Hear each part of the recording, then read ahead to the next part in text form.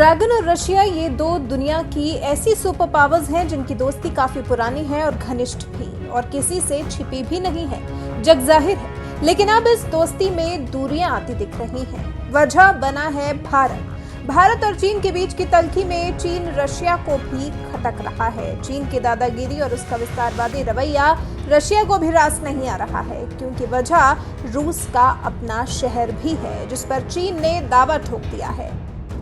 चीन ने रूस के सुदूरवर्ती शहर व्लादिवोस्तोक पर अपना दावा ठोका है। फिर रूस की तरफ से भारत को हथियारों की डिलीवरी चीन को रास नहीं आ रही, और रूस जो चीन को S-400 मिसाइलों की डिलीवरी करने में देरी कर रहा है वो भी चीन को चुभ रहा है। यानी कि दोनों देशों में कोई भी दोस्ती से संतुष्ट नहीं है, इसलिए दोनों देशों के बीच में दरार पड़ती नजर आ रही है। हांगकांग में छपी एक रिपोर्ट के मुताबिक अमेरिका ने शीत युद्ध के दौरान सोवियत संघ को निपटाने के लिए जिस तरह चीन को अपने पाले में लिया था, उसी तरह ट्रंप प्रशासन अब चीन को निपटाने के लिए रूस को अपने पाले में लाना चाह रहा है। इसको असंभव कहने वाले अमेरिका के विदेश मंत्री माइक पॉम्पियो से जब इसको लेकर सवाल किया गया तो उन्होंने कहा कि मैं नहीं समझता हूं कि वहां पर ऐसा कोई अवसर है। और अब बात व्लादिवोस्तोक की भी, जो कि शहर रूस का है लेकिन चीन इसे अपना बताता है। चीन का दावा है कि व्लादिवोस्तोक शहर 1860 से पहले चीन का हिस्सा था। चीन ने तो यहां तक कहा है कि 1860 से पहले व्लादिवोस्तोक को हैशनवाई के नाम से जाना जाता था, जिस रूप से एक तरफा संधि के तहत चीन ने उसे छीन लिया था। कहा जाता है कि चीन का हर एक चैनल चीन की कम्युनिस्ट पार्टी के इशारे पर चलता है, इसलिए चीन की किसी भी बात पर भरोसा नहीं किया जा सकता। रूस का व्लादिवोस्तोक शहर से कुछ ऐसा लगाव है कि उसे रूलर ऑफ द ईस्ट कहता है। यूक्रेन के साथ चीन की दोस्ती रूस को चुभती है।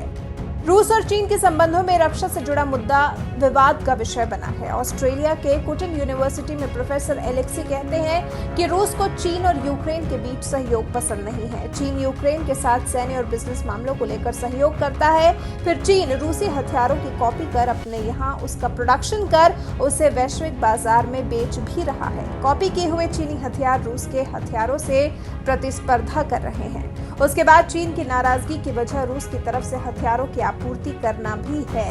भारत को चीन के विरोध के बाद भी रूस भारत को अत्याधुनिक हथियारों की आपूर्ति करा रहा है। ये बात चीन को नागवार गुजर रही है। चीन और भारत के बीच में गलवान हिंसा के बाद रक्षा मंत्री राजनाथ सिंह ने रूस की यात्रा की थी और फाइटर जेट और अन्य घातक हथियारों की आपूर्ति के लिए समझौता किया था, जिसकी चीन में काफी आलोचना हुई थी, जबकि रूस का कहना था कि वो भारत को हथियारों की आपूर्ति गलवान हिंसा से पहले से करता आ रहा है।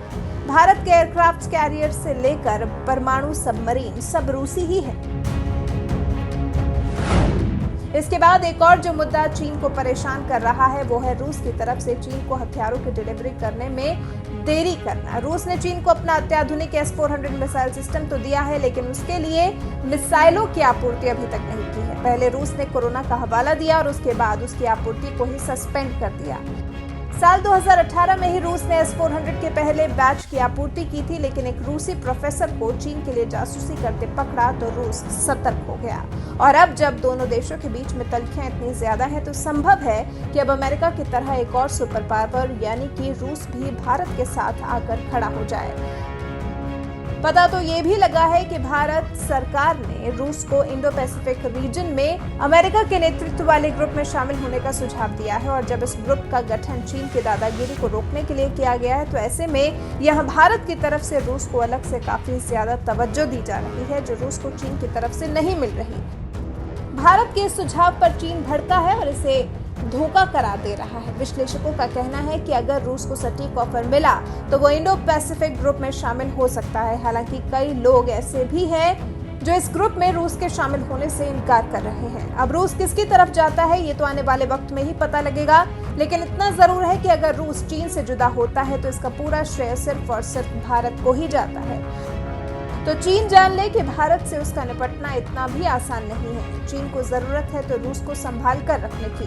कहीं ऐसा ना हो कि भारत की तरफ से रूस को कोई ऐसा ऑफर मिल जाए कि फिर चीन रूस जैसे अपने मित्र को अपने पाले में करने के लिए गिड़गिड़ाता रह जाए।